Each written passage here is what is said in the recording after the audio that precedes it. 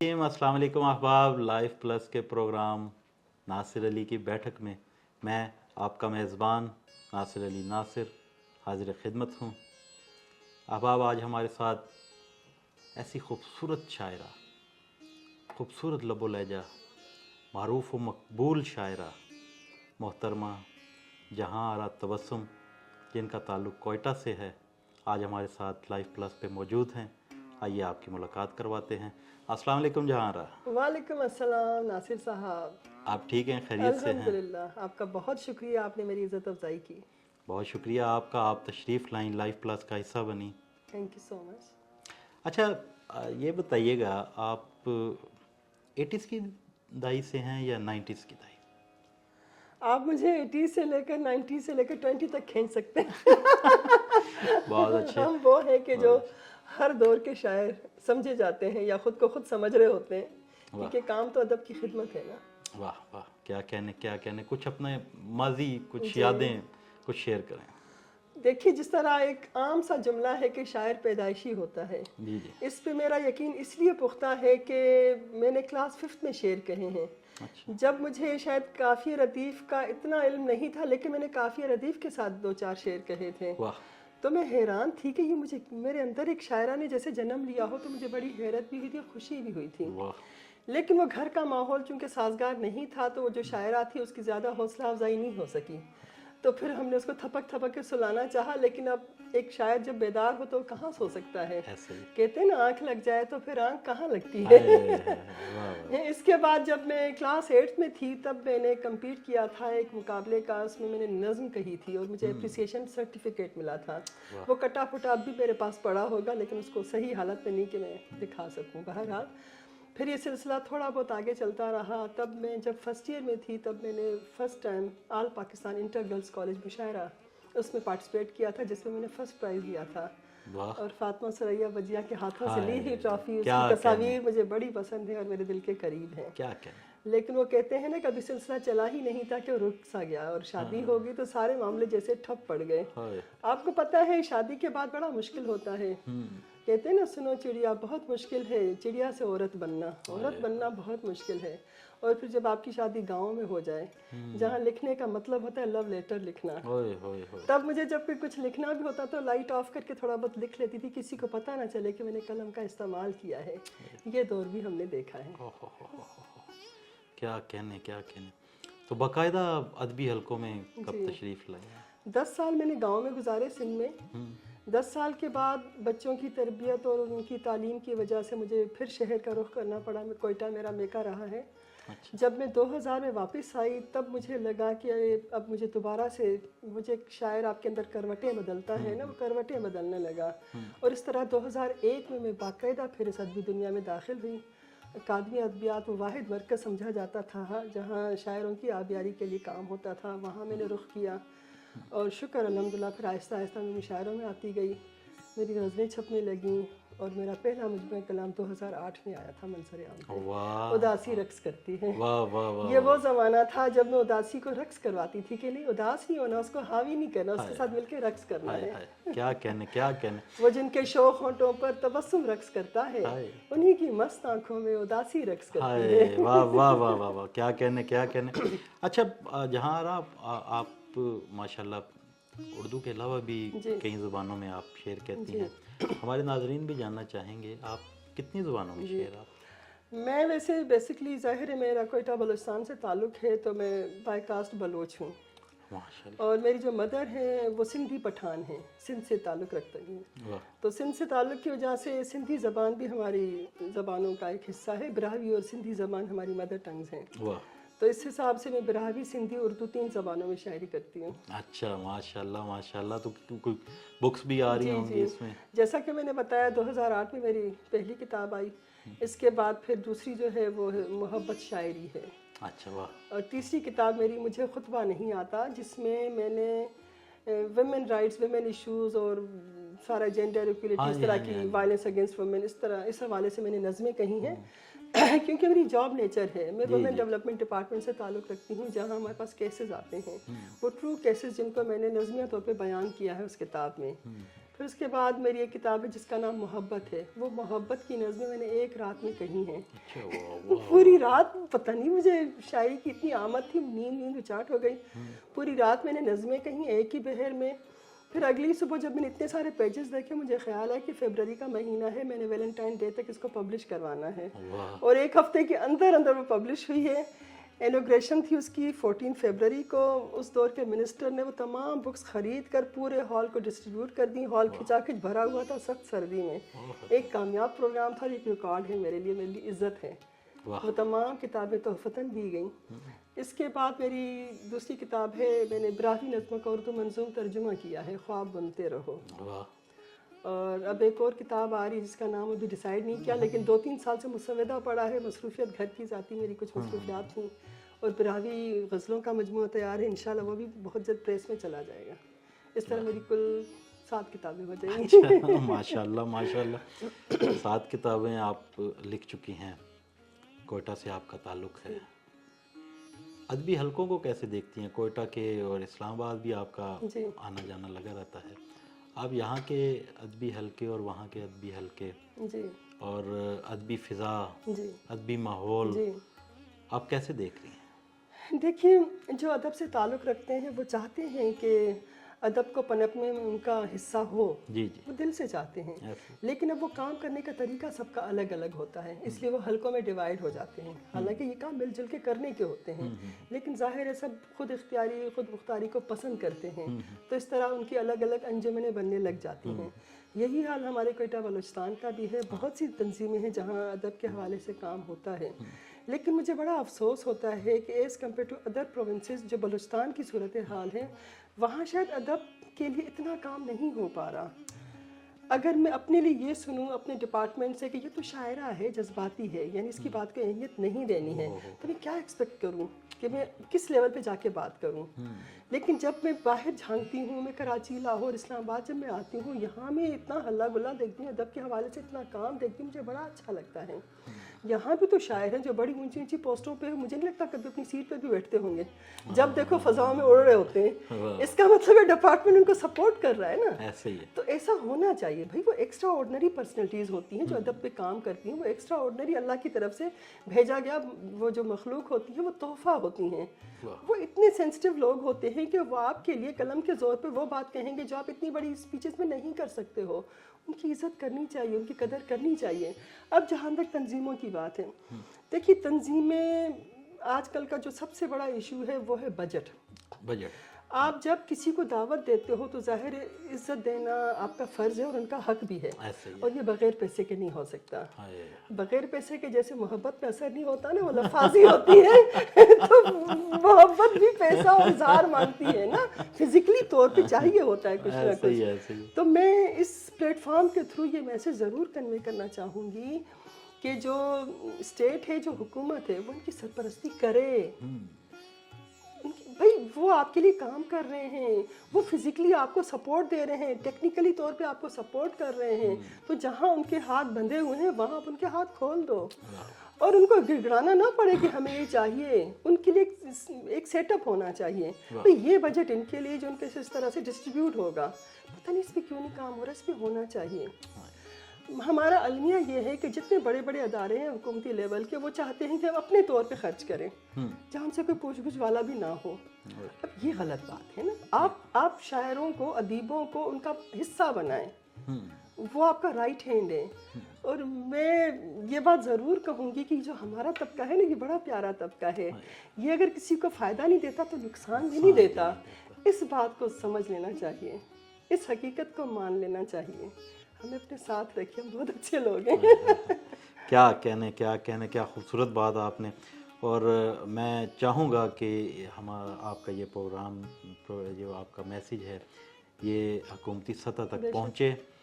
اور میں نے یہ بات سنی ہے کہ پڑھی بھی ہے کہ کسی بھی ریاست کا, کسی بھی ملک کا زوال جب اس کو تباہ کیا گیا تو سب سے پہلے وہاں سے زبان کو ختم کیا گیا, تہذیب کو ختم کیا گیا, اور اس کے بعد شاعر ادیب جو زبان کو فروغ دیتے ہیں, جو آگے بڑھاتے ہیں تہذیب کو, ہمارے جو کلچر ہے اس کو, ان کے لیے بہت بڑا ایک چیلنج ہے. جی.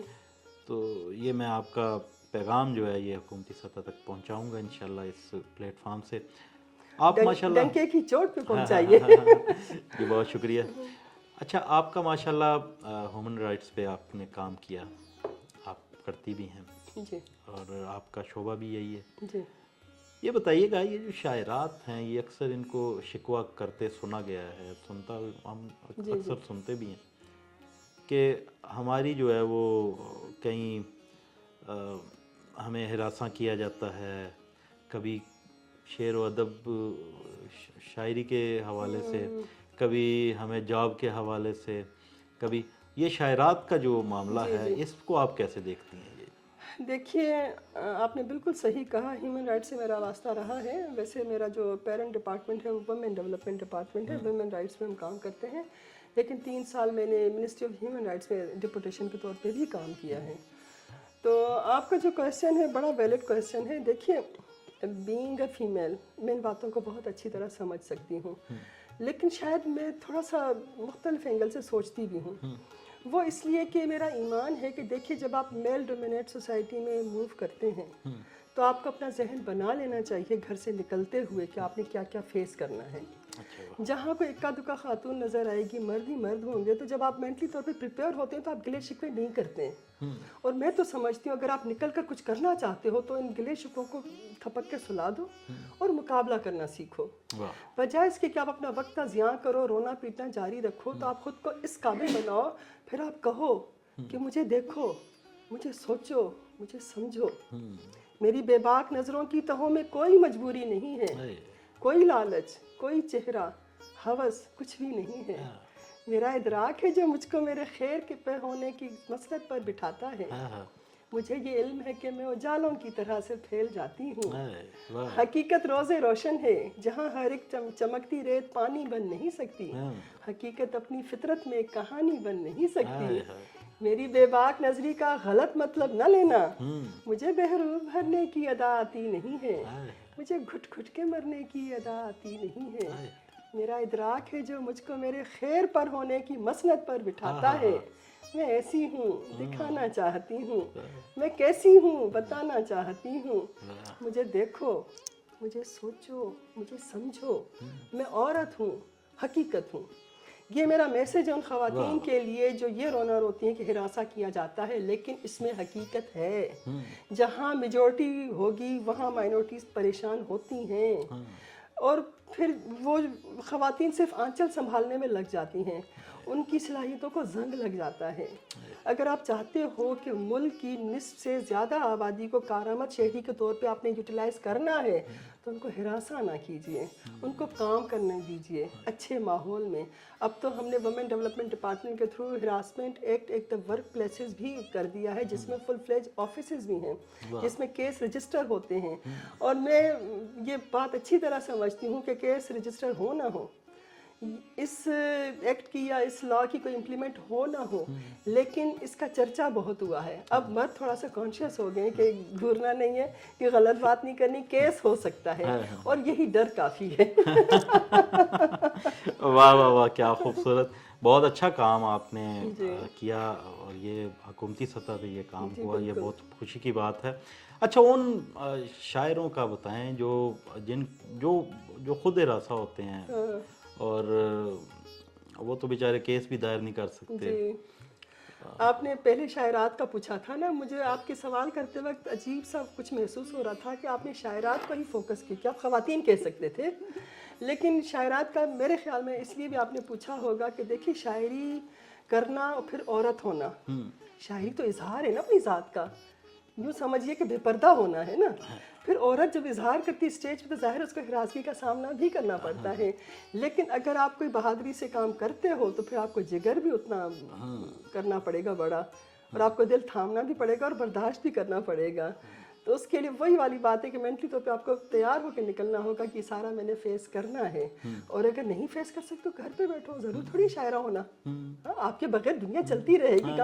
اگر آپ میں ہمت ہے تو باہر نکلیے, نہیں ہے تو گھر بیٹھیے. میں تو اکثر یہی کہتی ہوں, یہ عورتوں کے اگینسٹ بھی جاتی ہے بات, لیکن حقیقت یہی ہے. اگر آپ نے دنیا کا سامنا کرنا ہے تو دل تھام کے باہر آئیں. لیکن آپ نے کہا شاعر بھی جو ہراساں ہوتے ہیں, دیکھیے عورت ہو یا مرد ہو, اس میں شرط یہ ہے کہ وہ انسان اچھا ہو. اس کے بعد کیٹیگریز آتی ہے نا. بالکل. اب وہ اچھائی برائی دونوں کیٹیگریز میں ہوتی ہے. کہیں مرد اچھے ہوتے ہیں, کہیں عورتیں بری ہوتی ہیں. عورتیں اچھی ہیں تو مرد برے ہوتے ہیں. اور اچھائی برائی کا سامنا تو انسان نے کرنا ہوتا ہے نا. تو اس لیے میں یہ سمجھتی ہوں کہ اگر انسان اچھا ہے تو شاعر بھی اچھا ہے, وہ افسر بھی اچھا ہے, وہ ماں باپ ہر رشتے میں فٹ ہے. تو ہمارا فوکس کیا ہونا چاہیے؟ اچھا انسان. بعد میں اب اچھے شاعر ہو جو بھی ہو. بہت خوبصورت جواب آپ نے دیا. اور میرے خیال سے وہ شاعر ادیب جو اس طرح کا شکوہ کرتے ہیں یا وہ ان کو سننا پڑتا ہے کہ ہمیں کہ یہ شاعر ادیب ہراساں ہوا ہے, ان کو جواب مل گیا ہوگا کہ سب سے پہلے انسان اچھے بنو پھر شاعر اچھے ہو.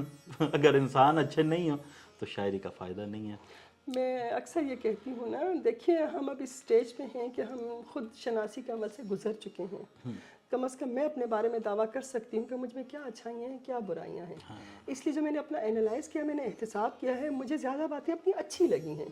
یہ اس لیے میں دعوے سے کہہ رہی ہوں کیونکہ میں ثابت کر سکتی ہوں اور میں نے ثابت کیا ہے. تو اکثر میں یہ بات کہتی ہوں کہ جہاں تم سے بڑھ کر بہت اچھی شاعرات ہوں گی, لیکن تمہیں اتنا پیار کیوں ملتا ہے؟ شاید اس لیے کہ میں شاید تھوڑا بہت اچھا انسان ہوں. میں کوئی بہت عمدہ شاعرہ نہ صحیح, لیکن محبتیں تو کمائی ہیں نا. اب اس میں کس کی کنٹریبیوشن زیادہ ہے وہ آپ لوگ فیصلہ کریں گے.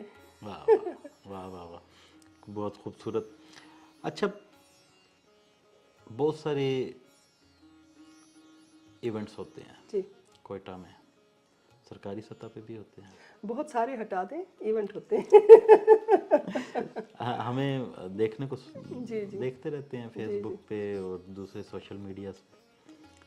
تو کیا اس میں بھی اسلام آباد کی طرح کوئی توڑ پھوڑ ہوتی ہے, کوئی ٹانگیں کھینچی جاتی ہیں لوگوں کا, کوئی آنکھوں پہ پٹی باندھی جاتی ہے؟ کیا ایسا کوئی معاملہ وہاں پہ بھی ہوتا ہے؟ جیسے کراچی میں اکثر سننے کو احمد شاہ صاحب نے یہ کر دیا, انہوں نے آرٹ کونسل کو جو ہے وہ اپنی اجارہ داری بنا لیا, اپنی جو ہے وہ اس پہ ہی کام کرتے ہیں. کیا کوئٹہ میں بھی ایسا ماحول ہے؟ احمد شاہ صاحب کا اپنے خام خواہ نام لیا, اب میں بولنے پہ مجبور ہو جاؤں گی اور میں باز نہیں آتی ہوں. احمد شاہ صاحب نے کوئٹہ میں بہت بڑا وہ دھمال ڈالی تھی اور بڑا ایونٹ کروایا تھا ویٹمز میں, جس میں میں نے فیس بک پہ لگایا بھی تھا کہ باہر کا ایک شخص آیا, اس نے چٹکی بجاتے ہوئے پروگرام کیا اور چلتا بنا نا. اچھا, حکومت نے آنکھیں بند کر کے اس کو کروڑوں روپے دے دیے, اور وہاں بلوچستان کی تنظیمیں گڑگڑاتی ہیں 2-4 لاکھ کے لیے. تو یہ غلط ہے. اس کی میں نے سوشل میڈیا پہ بے شک میں گورنمنٹ سیکٹر سے ہوں, لیکن میرا فرض ہے کہ میں غلط کو غلط کہوں, یہ میری ذمہ داری ہے. احمد شاہ صاحب بہت اچھا کام کر رہے ہیں, مجھے اس سے کوئی لینا دینا نہیں. بہت سے لوگوں کو انگیج کیا ہوا ہے, محفلیں سجا رہے ہیں, ادب کی خدمت بھی اس میں ہو رہی ہے. تو ہاں, تو اس پہ مجھے اعتراض نہیں ہے. مجھے اعتراض میری گورنمنٹ پہ ہے کہ آپ اپنے لوگوں کو اوبلائج نہیں کرتے ہو, اور خوش آمدانہ طور پہ کسی نے بات کی اور آپ نے اس کو اتنا فیسلیٹیٹ کر دیا. غلطی ہماری ہے, احمد شاہ صاحب کی نہیں ہے. اس نے اپنے طور پہ اچھا کام کیا, خوشی دی اسٹوڈنٹس کو, اتنی رونق مچائی بلوچستان جیسے صوبے میں, تو انہوں نے بہت اچھا کام کیا. بہرحال ہمارا جو ادارہ سیاحت و ثقافت اور آثار قدیمہ ہے, اس کی ذمہ داری بنتی ہے کہ وہ حکومتی سطح پر ادب کی آبیاری کرے. اور الحمدللہ ابھی کچھ سالوں سے میں دیکھ رہی ہوں کہ بہت کام ہو بھی رہا ہے. مختلف مشاعرے ہوتے ہیں چھوٹے لیول پہ. ابھی میں نے ریسنٹلی یہ ہے کہ وہ جو آل پاکستان جو بڑا لیول ہے اس پہ لوگ گھبراتے ہیں, حکومتی سطح پہ بھی گھبراتے ہیں, جہاں اربوں کا بجٹ آتا ہے. تب میں نے جا کر منت کی, بھائی آپ نہ گھبراؤ, میں آپ کو چھوٹے سے بجٹ میں بڑا مشاعرہ دوں گی, کیونکہ میرا مقصد پیسہ کمانا تو نہیں ہے نا اس میں نے تو اپنے دوستوں کے لیے کام کرنا ہے کہ جو چاہتے ہیں کہ کوئٹہ آئیں, کسی کے ریفرنس سے آئیں, خود سے تو کوئی آنے کی ضرورت نہیں کرتا, ان کو ہم نے ہی بلانا ہے. تو میں نے الحمدللہ بڑا شاندار, انہوں نے مجھ سے کوآپریٹ بھی کیا, اور وہ حیران رہ گئے کہ اتنے بجٹ میں بھی اتنا اچھا پروگرام ہو سکتا ہے. اور وہ کیسے ہوتا ہے, میں خود ڈرائیور بنی رہی, گاڑی میری, ڈرائیور میں خود تھی. میں نے کمپلسیٹ کیا کہ کم خرچے میں زیادہ اچھا ہو, کیونکہ وہ شاید دوست جو پورے ملک سے آئے تھے وہ میری ذمہ داری پہ آئے تھے, میرے کہنے پہ آئے تھے. मैं ये एक्सक्यूज़ तो नहीं कर सकती हूँ कि किसी ने मेरे साथ कोऑपरेट नहीं किया। मैंने तो उनको 100% कंफर्ट जोन देना था और वो मैंने दिया। लेकिन उसके बाद मुझे उस डिपार्टमेंट ने एप्रिसिएशन सर्टिफिकेट भी दिया, मुझे किसी भी तरह से ऑब्लाइज भी किया और बहुत खुश भी हुए। और मैं उम्मीद रखती हूँ कि आइंदा ये सिलसिला इंशाअल्लाह ताला मैं अपनी ही कोशिशों से चलाती रहूँगी उनको साथ लेते हुए। तो देखिए, मैंने शुरू में ये बात कही थी कि जो अदीब है वो आपको फुल फ्लेज अपनी सपोर्ट दे रहा है, वो मर रहा है, खप रहा है, किसी भी तरह है, बिल्कुल ठीक, नींदें उसकी चली गई हैं, सुख चैन अपनी ज़ाती ज़िंदगी की जितनी मसरूफियात है उसको उसने थपक के सुला दिया है। वो सिर्फ ये चाहता है कि अदब जिंदा रहे। अदब जिंदा रहे। अदीब तो मरते रहेंगे ना, वो तो एक नेचुरल सी बात है, अदब तो जिंदा रहे ना। तो इसके लिए आप इतना साथ दो कि हमारी बात सुने और हमें जज्बाती कहकर हमें मुस्तरद ना किया जाए, बल्कि हम जो कह रहे हैं उसको समझने की कोशिश भी करें। जैसे मैंने शुरू में कहा कि हम बड़े अच्छे लोग हैं। वाह वाह वाह, बहुत खूबसूरत बात। और मैं उम्मीद करता हूँ कि आइंदा आने वाले प्रोग्राम्स में कोयटा में आप हमें भी जो है वो दावत देंगी, इंशाअल्लाह। और मैं चाहूँगा कि मैं पूरा कोयटा देखूँ और आपकी गाड़ी में देखूँ। जब मैं आई थी, मेरी आप असद साहब से आपसे मुलाकात थी, तो मैंने दिल में सोच लिया था कि अब जो भी इवेंट होगा इनको ज़रूर बुलाऊंगी। और 2-4 और गाड़ियां भी साथ थी, लेकिन हर शायर की ख्वाहिश थी कि जहाँ की गाड़ी में बैठे। लेकिन अहमद अताला और वो उसने राशिदा माही ने बुक करा ली थी मेरी गाड़ी कि ये तो हमारी गाड़ी है। बड़ा एंजॉय किया हमने। अहमद अताउल्लाह साहब का जिक्र हुआ, वो भी उन्होंने भी एक बहुत भरपूर प्रोग्राम करवाया कराची आर्ट काउंसिल के साथ मिलके। मुजफ्फराबाद में एक, कश्मीर में एक बहुत मेला था। बिल्कुल। हाँ, और आप उसमें शामिल नहीं थी।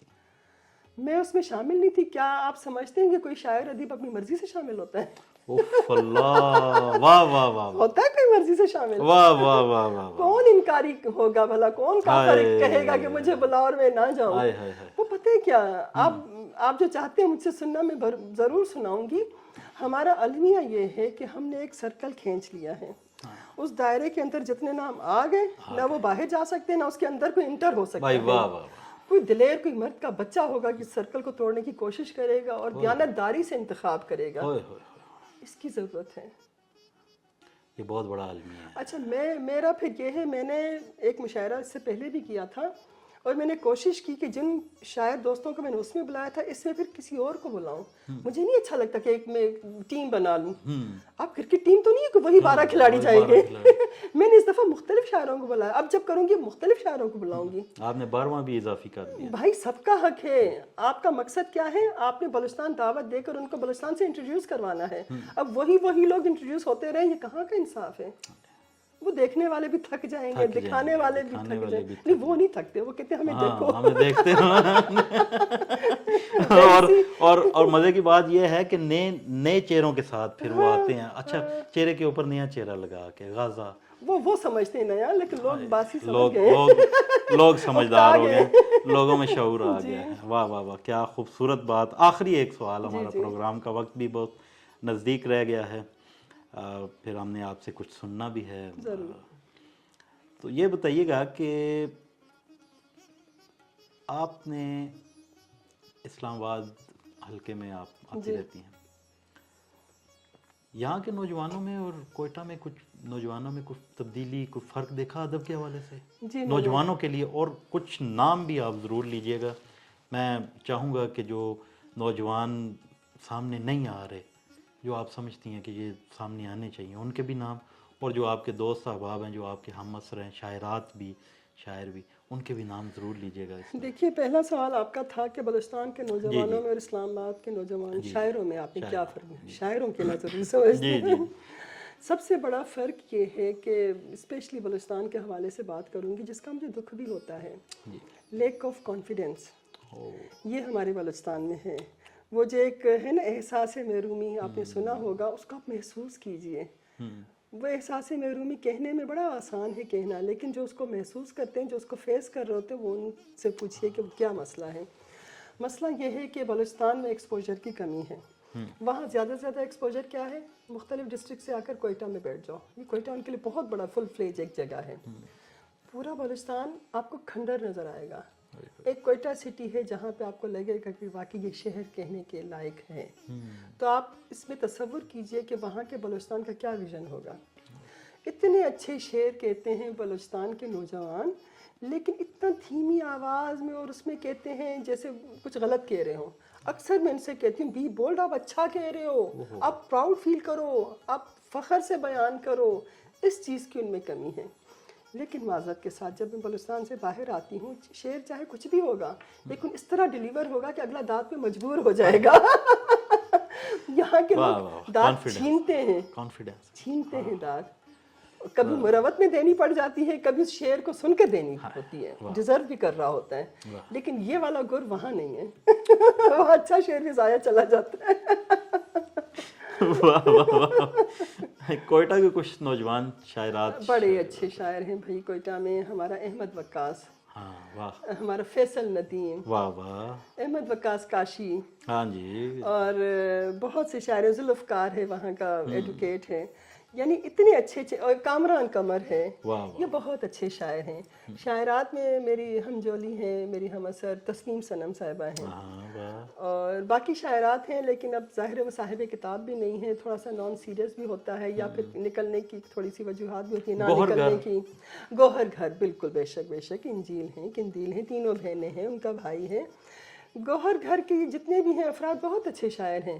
لیکن جیسے میں نے پہلے کہا، اچھا انسان ضروری ہے. میں ان کی غیبت نہیں کر رہی ہوں، لیکن دیکھیے اپنے سامنے کسی کو کچھ نہ سمجھنا، یہ آپ کو نقصان دیتا ہے، یہ آپ کو نقصان دیتا ہے. میری اس گھر کے ساتھ بہت ایفیلیشن ہے دانیال طریر کی وجہ سے. وہ میری جان تھا، وہ میرا جگر تھا. یا ان کے والد سعید گوہر صاحب، دست شفقت ان کا میرے سر پہ ہمیشہ رہا ہے. لیکن یہ جو آنے والی نسلیں ہیں نا، ان کو تھوڑا اپنے آباء اجداد کا خیال رکھنا چاہیے، ان کی لاج کا. مجھے کہنا نہیں چاہیے لیکن مجھے ان سے مل کر خوشی نہیں ہوتی. یہ تو ایک اہم، وہ میرے بچے ہیں، یہ میں نصیحت کر رہی ہوں. جی بالکل ایسا ہی ہے، بڑے نصیحت ہی کرتے ہیں. سراہی سرنگو ہو کر بھرا کرتی ہے پیمانہ. واہ واہ واہ واہ، کیا کہنا کیا کہنا. تو آپ اسلام آباد کی جو کچھ دوست شاعرات ہیں آپ کی، اور کچھ شاعر ادیب بھی ہوں گے، ان کے بارے میں آپ کیا؟ میرا تو مجھے لگتا ہے پورا پاکستان میرا ہے. یہ ہم کتنے خوش بخت لوگ ہیں کہ پاکستان کے کسی بھی حصے میں چلے جائیں، ہمیں اجنبیت کا احساس نہیں ہوتا، ہمیں سر آنکھوں پہ لیا جاتا ہے. تو یہ ہمارے لیے بڑی خوش بختی کی بات ہے. اور جس طرح میں اسلام آباد جب بھی آتی ہوں تو کھلے دل سے میرا استقبال ہوتا ہے، جس میں بہت سی شاعرات ہیں لیکن ان سے میرا اتنا انٹریکشن نہیں رہتا. یہ خرابی مجھ میں ہے. جس طرح میں کسی اور کو ڈسکس کروں، کچھ خامیاں مجھ میں بھی ہیں. وہ یہ ہیں کہ میں زیادہ لانگ ٹرم ان سے رابطے نہیں رکھتی ہوں. بہت کم لوگوں سے میری کوئی، وہ کہتے ہیں نا، میچ ہوتی ہے، کیمسٹری. اب اس طرح راشدہ ماہین کی جب میں بات کرتی ہوں تو راشدہ ماہین کو میں بہت سالوں سے جانتی ہوں، اور ہم دونوں مختلف پروگرام میں اکٹھے بھی ہوئے، ملے بھی. اس نے کئی مرتبہ میرے اعزاز میں یہاں مشاعرے بھی رکھے. تب مجھے لگا کہ یار مجھے اب تھوڑا سا اس کے قریب ہونا چاہیے نا. میں نے خود کو خود سمجھایا کہ بس اب اپنی ایگو ہے جو بھی لپیٹ کے رکھو. اس میں ایگو یہ نہیں ہے کہ میں کوئی بہت سپیریئر ہوں، یہ اس میں وجہ نہیں ہوتی. وجہ یہ ہوتی ہے میری وجہ سے کسی کو تکلیف نہ ہو، کہ میں خود کو ہائی فائی سمجھ کرو اعلان کرتی پھر کہ میں آگے ہلا ہلا کچھ کرو. یہ ہوتا ہے مسئلہ، اور کچھ نہیں ہوتا. لیکن مجھے لگا کہ اب میرا حق ہے، جو ہماری دوستی ہے، جو قریبی تعلق ہے، میں نے راشدہ کو اطلاع کرنی چاہیے کہ میں آ رہی ہوں. ورنہ یہ میری عادت میں نہیں ہوتا. ایک میں پوسٹ لگا دیتی ہوں کہ میں آ رہی ہوں، پھر جو مجھ سے خود رابطہ کرتا ہے تو میں اس سے رابطے میں ہوتی ہوں، ورنہ میں خود سے کسی سے رابطہ نہیں کرتی ہوں. یہ میری خامی ہے. بہت خوبصورت، بہت خوبصورت. ماہین ملک جو ہیں وہ ماشاءاللہ جیدار خاتون، بے شک بے شک، اور بہت اچھی دوست ہیں، بے شک، اور بھرپور دوست ہیں، اور دوستی کو نبھانا جانتی ہیں. دیکھیے دوست پہ بھرپور دوست، ہاں یہ اس میں ہے کوالٹی. لفظ بھرپور اسی کے لیے بنا. سبحان اللہ سبحان اللہ. بہت شکریہ جی آپ کا، آپ تشریف لائیں، شاداب رہیں، آباد رہیں، لائف پلس کا حصہ بنی. ہاں ایک چھوٹا سا پیغام کوئی ہمیں دینا چاہیں، ہمارے اسلام آباد کو دینا چاہیں؟ جی بطور شاعر میرا فرض بنتا ہے کہ شاعرانہ پیغام. بسم اللہ بسم اللہ. کہ ایک پیغام ہے محبت کا، زندگی نام ہے محبت کا. ایک طرف زہر کا پیالہ ہے، ایک طرف جام ہے محبت کا. ایک طرف زہر کا پیالہ ہے، ایک طرف جام ہے محبت کا. اور کرنے آتے ہیں چند کام ہمیں، ان میں ایک کام ہے محبت کا. بہت شکریہ. واہ واہ واہ واہ واہ، کیا خوبصورت پیغام آپ نے دیا. تو انشاءاللہ ہم یہ محبت آباد رکھیں گے اور ہم چاہیں گے کہ آپ دوبارہ بھی تشریف لائیں. خوش رہیں جی. کچھ عطا ہو ایک غزل ہمارے ناظرین کے لیے, ہمارے لیے. مجھ کو فقط سخن کا ہی ملکہ نہیں دیا, آہا واہ, مجھ کو فقط سخن کا ہی ملکہ نہیں دیا, واہ, سب کچھ دیا ہے رب نے مجھے کیا نہیں دیا, واہ واہ واہ, اور مجھ پر کسی نے سورہ یاسین پھونک دی, سبحان اللہ سبحان مجھ پر کسی نے سورہ یاسین پھونک دی, امید کا اسی لیے بجھتا نہیں دیا, واہ واہ واہ واہ, امید کا اسی لیے بجھتا نہیں دیا, اور کہنے کو تو جہیز میں سب کچھ دیا مگر, کہنے کو تو جہیز میں سب کچھ دیا مگر, دل جیتنے کا کوئی وظیفہ نہیں دیا, واہ واہ واہ واہ, دل جیتنے کا کوئی وظیفہ نہیں دیا, واہ واہ واہ, اور جلتے ہیں میرے در پہ محبت کے 100 چراغ, آہا, جلتے ہیں میرے در پہ محبت کے 100 چراغ, چوکھٹ پہ آج تک کوئی رکھا نہیں دیا, واہ واہ واہ واہ, چوکھٹ پہ آج تک کوئی رکھا نہیں دیا, واہ واہ واہ, اور خیرات کر چکی ہوں کئی بار تبسم, آہا, خیرات کر چکی ہوں کئی بار تبسم, کیسے کہوں کہ حسن کا صدقہ نہیں دیا, آہا, واہ واہ واہ واہ واہ, کیسے کیا کہوں کہنے, کہ حسن کا صدقہ نہیں دیا, واہ واہ واہ, مجھ کو فقط سخن کا ہی ملکہ نہیں دیا, سب کچھ دیا ہے رب نے مجھے کیا نہیں دیا. کیا کہنے, کیا کہنے ہیں, کیا کہنے ہیں. آپ کا ایک بار پھر بہت شکریہ, آپ تشریف لائیں, خوش رہیں, شاداب رہیں. آپ کا شکریہ, آپ نے بلایا, عزت افزائی کی میری, ممنون ہوں. بہت شکریہ, بہت شکریہ. جی ناظرین, آپ نے جہاں آرا تبسم, ان کی باتیں سنی, شاعری سنی, ان کی گفتگو آپ کو کیسی لگی کمنٹ میں ضرور بتائیے گا, اور ہمارے چینل کو بھی سبسکرائب کیجیے گا. ملتے ہیں نئے مہمان کے ساتھ, نئے سوالات کے ساتھ. تب تک کے لیے اپنے میزبان ناصر علی ناصر کو اجازت دیجیے. اللہ نگہبان.